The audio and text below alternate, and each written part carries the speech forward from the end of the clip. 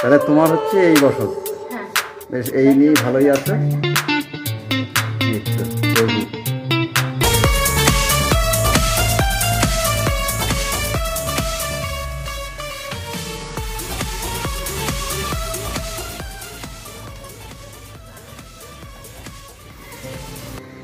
না, ঝাঁটাটা রাখো না,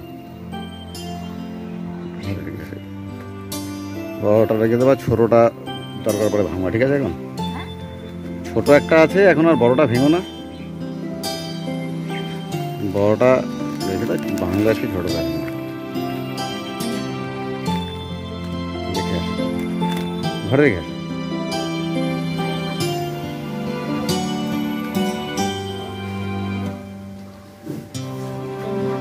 চটি এখানে তুললাম, হ্যাঁ চটি পরে আসবেন, থাক হ্যাঁ ভিজে থাক, পরে আসবেন, ঠিক আছে? ভিজে থাক, চটি পরে আসাটা ঠিক লাগে। তাহলে তোমার হচ্ছে এই বছর, বেশ এই নিয়ে ভালোই আছে। এই তো প্রভু, তোমার মানে তুমি কি এই বাড়িতে জন্মগ্রহণ করেছো? এটা তোমার শ্বশুর? জন্মাইনি, আমি জন্মেছিলাম কৃষ্ণনগরে। কৃষ্ণনগরে? হ্যাঁ, আমি ছোটবেলা থেকে এইখানেই এসেছি। আচ্ছা, ছোটবেলায় ধরো তোমার কত বয়স হবে, বোধহয় 5 বছর 6 বছর, তখন সেই বয়স থেকে। আমার মাইক আনেনি, ঠিক আছে? তুমি একটু জোরে বল। হ্যাঁ আমি স্পিকারই করছি। তুমি হচ্ছে কি তাহলে কৃষ্ণনগরে? হ্যাঁ ওখানেই জন্মেছি। ওখানেই জন্মগ্রহণ করেছো? রানু মণ্ডলের তো জন্ম হিস্ট্রি এগুলো কি বলেছো সবাইকে, জানে? এগুলো যা জিজ্ঞেস করে তাদের বলি। যদি আর তোমার বাবার নাম কি? আমার বাবার নাম ছিল আদিত্য কুমার রায়। আদিত্য কুমার রায়। আর মায়ের নাম বলো না। মায়ের নাম ছিল সুলেখা রায়। তোমরা কয় ভাই বোন ছিলে? আমি আমার বাবার একই মেয়ে। আমার একটা দাদা হয়েছিল, কিন্তু আমার আগে হয়েছিল, তারপর তার ব্যাপারে আমি কি করে বলবো না। আমার দাদা মারা যাওয়ার পরে আমি হয়েছি। আচ্ছা, আর পড়াশোনা করেছিলে কোথায়? না, আমার কি হচ্ছে, আমার বাবা তো মারা গেছে, আমাকে পড়াশোনা কে শেখাবে?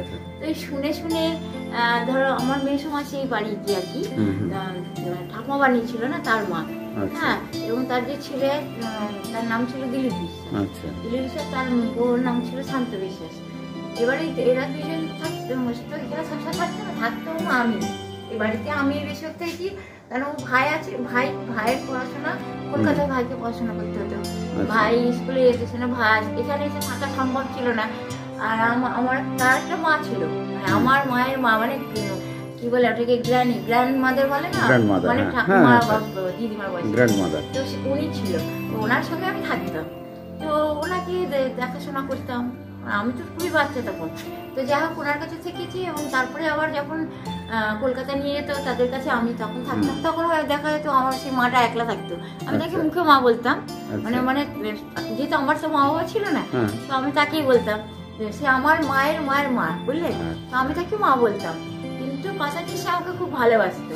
তো আমি আজ পর্যন্ত দেখিনি সেরকম মানুষ, আর ভবিষ্যতে কোনোদিন হবে কিনা তাও জানি না। কিন্তু কথা হচ্ছে যে আবার যিনি বানিয়েছিল বাড়িটা, তার নাম ছিল বৌসিনী বিশ্বাস। তো ওনাকে আমি ঠাকুমা বলতাম, কিন্তু উনি আমাকে ঠাকুমার মতোই ভালোবাসতেন, মানে আমাকে ওই পর বলে মনে করতেন না, যে আমি একদিক দিয়ে তো সে আমার পর, কেউই না, কিন্তু তার ভালোবাসায় সে বুঝিয়েছে সে আমার আপন। আর তোমার সংসার ধর্ম? আমার তখন বিয়ে, আমার সংসার করতে দিয়ে হলো, আমি তো নিজেই বাচ্চা, তখন আমার সংসার করতে না, বিয়ে তা করেছিল তো? তখন তো আমার কোনো বিয়ে, আমি যে কথাটা বলছি তখন বিয়ের না, পরবর্তীতে তো বিয়ে করেছিল। পরে, হ্যাঁ তারপরে হয়েছিল, কিন্তু সে তো দিয়েছিল জোর করে।